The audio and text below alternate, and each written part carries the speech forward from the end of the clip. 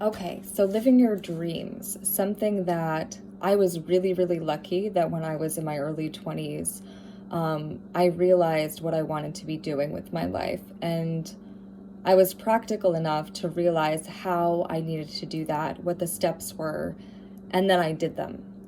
And I'm so grateful now that I did those things. So I just read a Lady Gaga quote last night or this morning when I woke up that reminded me of this. And she's talking about her career, how one day your career is not going to wake up and say, I don't love you anymore. Similarly, your career is not going to cripple you. And if it does, maybe you can at least justify, like, oh, I was doing something I loved, you know?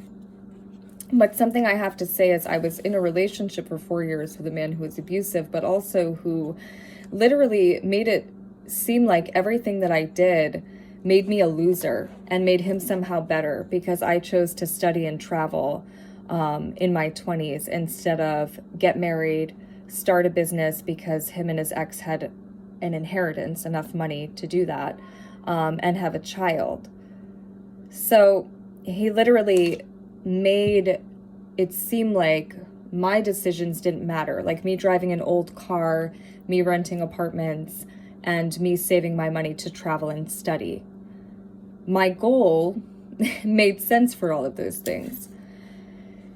And while I was with him, I feel like sometimes I let him make me feel like that was true. Like maybe I should have just bought a property and settled down early. And actually, I did try in 2012. I had enough money for a down payment. I found land that was on a river that was really conveniently located. It was about 10 minutes from where I grew up, 10 minutes from where I worked. And it was right near the mountain I love to hike every day. I could have hiked from my property, and it was on a riverfront. But I wanted to put up a yurt, which is a non-taxable structure, so I couldn't get approved for the loan because I only had the 10% down payment. Now, if I'd been able to do that, maybe I would have taken a different path and I wouldn't have traveled as soon. Who knows? It's pointless to try to figure that out. But I do know that when I was 23, I finally began singing and dancing again.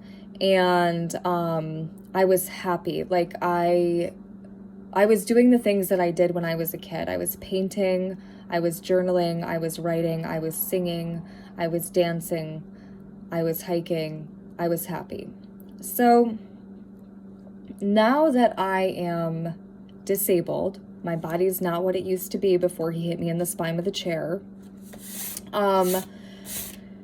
It's hard for me because thinking about the future is really depressing, but I realize I'm so grateful that in my 20s that I was responsible enough to literally focus on a goal and then make it happen.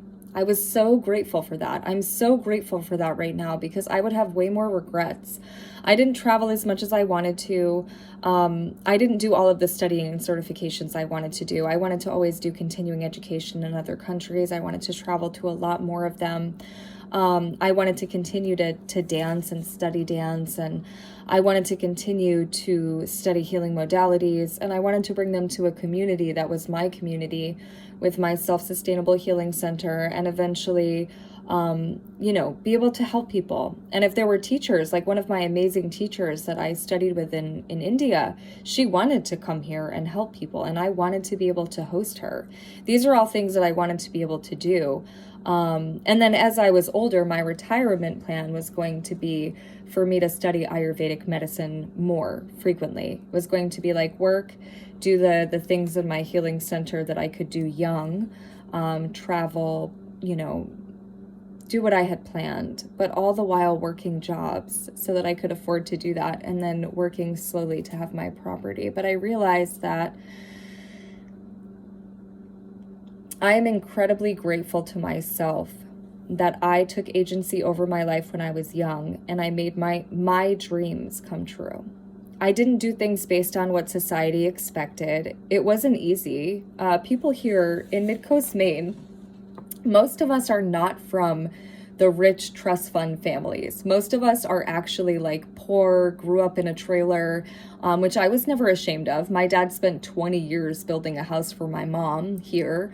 But you know, most of us grew up in a trailer, like know what it's like to not have a lot. And you know, again, when we made like 13,000 a year, we just got by on it. That was what we did. And if you got to make like 25,000 a year, or the most I ever made, 28,000 a year, you literally felt rich. And like, I drove an old car by choice. I was fortunate. A coworker that I worked with set me up with somebody who knew a guy who had this car that they were willing to sell for $450. So I was really fortunate to have a car that I bought for that cheap. Able to get around in it for a long period of time without a car payment, and that was really helpful. And it was a good car. It was a 96 Honda, so that was a good car to have. And I could afford to save money, you know, but I cut a lot of things out of my life to save that money, you know, like I was a really frugal woman. I paid close attention to budgeting, saving, and I didn't really buy extra things except for shoes and like art supplies and things like that. I liked supporting the store that I worked at when I was 19, the art store, for a short while. So I would go in, and if they had sales, I would purchase a paintbrush or canvas. And I was happy to be doing art again in my early 20s. I did a little bit when I was like 19 and 20, but it was all portraiture and usually pinup girls and things like that, or portraits from a magazine that somebody had that I would sketch.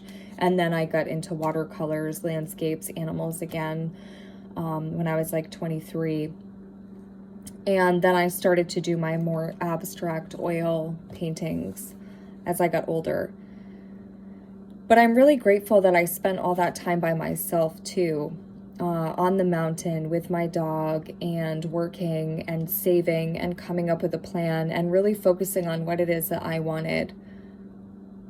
So as much as I let somebody break me down for living my dreams, and I almost believed them for a while, now that I'm crippled from that man and my dreams won't be able to happen unless somebody like sends down a cryodome from heaven and heals my body completely.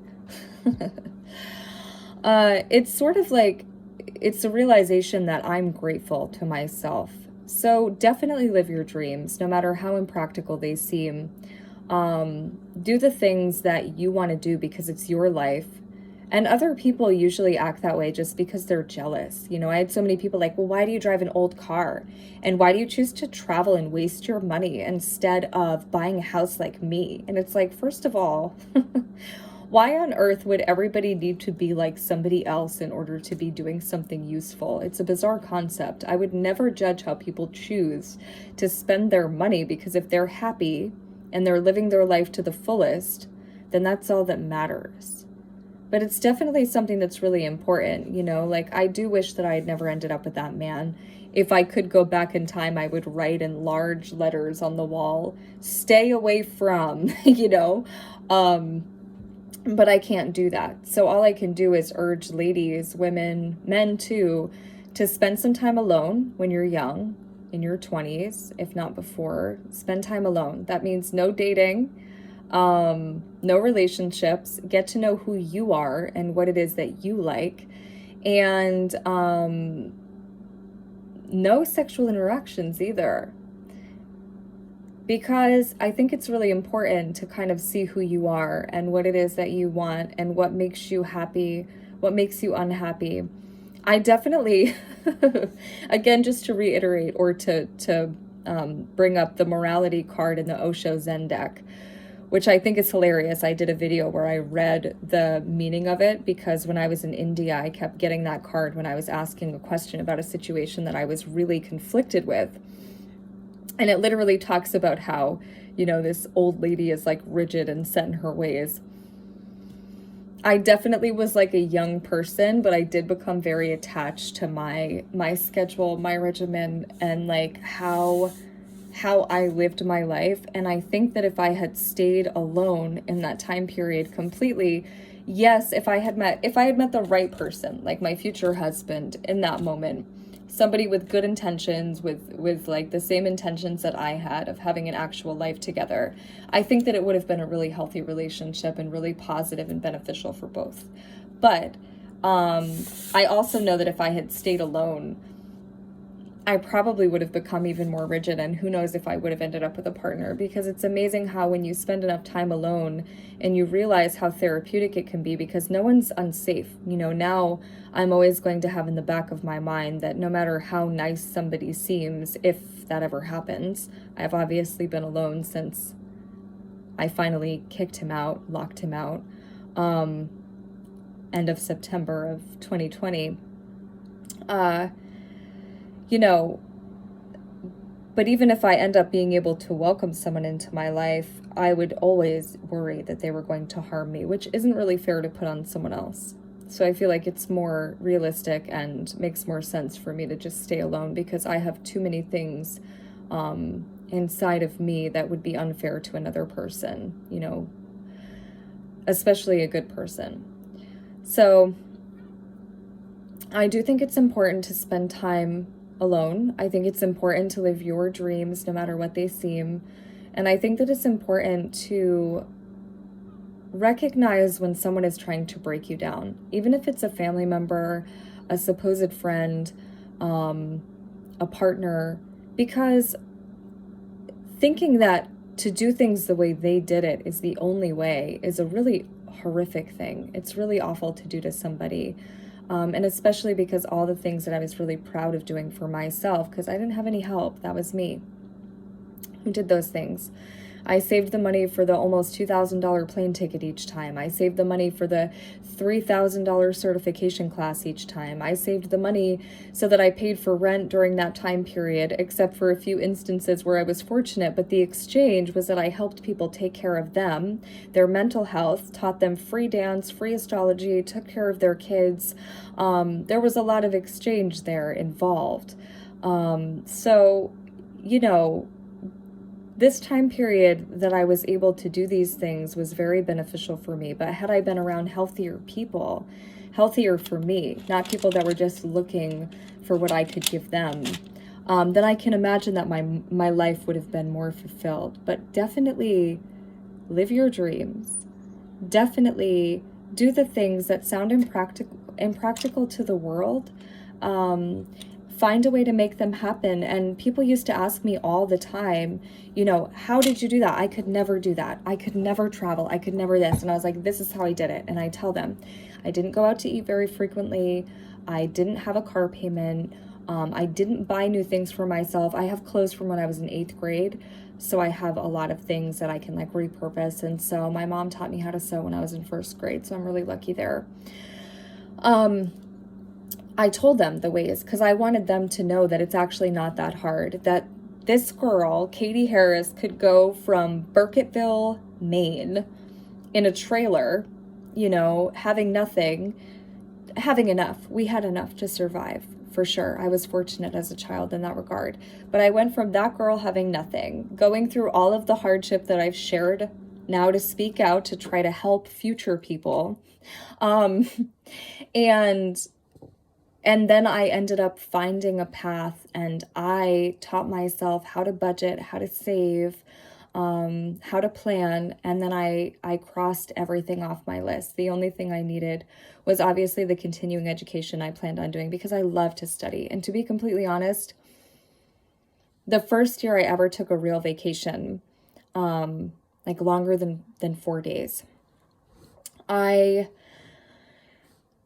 I took like a tour vacation, and they moved every few days, and it was actually pretty overwhelming for me. And I realized that I liked staying somewhere and studying better.